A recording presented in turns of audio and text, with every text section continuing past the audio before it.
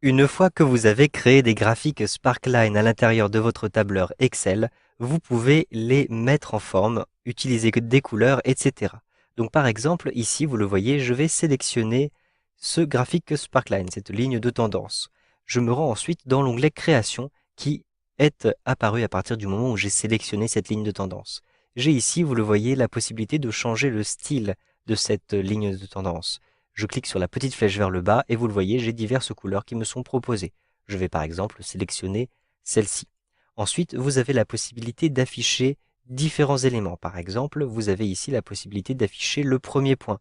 Je coche premier point et vous avez un marqueur qui est indiqué ici pour le premier point. Vous pouvez afficher ainsi le premier point, le dernier point. Je coche ici le dernier point, mais vous pouvez aussi utiliser tous les marqueurs. Si je clique sur marqueur, eh bien, je vais avoir chaque marqueur qui sera indiqué à l'intérieur de mon graphique Sparkline. Si je décoche ici maintenant premier point et dernier point, je vais garder uniquement les marqueurs. Cependant, pour que les marqueurs soient bien visibles, je vous recommande d'utiliser ici les couleurs. Donc ici, je clique sur les couleurs de marqueurs et à l'intérieur des couleurs de marqueurs, je vais par exemple choisir une couleur foncée. Ainsi, vous le voyez, les marqueurs sont beaucoup plus visibles maintenant. Vous pouvez, si vous le souhaitez, ne pas afficher tous les marqueurs, mais afficher uniquement certains marqueurs qui sont symboliques. Par exemple, je décoche ici le marqueur et je vais uniquement afficher le point haut, le point le plus haut et le point le plus bas. Je coche ici pour avoir le point le plus bas. Je vais donc, vous le voyez, à l'intérieur de ma ligne de tendance, avoir uniquement ces points les plus importants. Sachez que vous pouvez ensuite modifier le type de graphique Sparkline. Par exemple, je sélectionne ce troisième graphique Sparkline et je vais utiliser un histogramme. Donc je clique ici sur histogramme, toujours dans l'onglet création. J'ai donc, vous le voyez, un histogramme qui a été généré à cet endroit-ci. Je souhaite afficher les points négatifs. Je vérifie donc bien que cette case-ci est cochée. Mais je souhaite aussi afficher le point haut. Donc je clique ici sur point haut et je vais avoir, vous le voyez, une couleur supplémentaire qui est ajoutée à l'intérieur de mon histogramme. Je souhaite maintenant modifier ces différentes couleurs. Je me rends à l'intérieur de cet outil-ci qui me permet de modifier les couleurs. Par exemple, les points négatifs seront orange. Je clique ici sur le orange.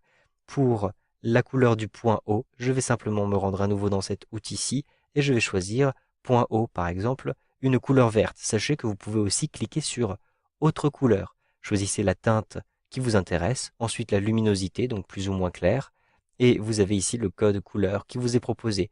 C'est un code rouge, vert et bleu, mais vous pouvez aussi utiliser le code teinte, saturation et luminosité.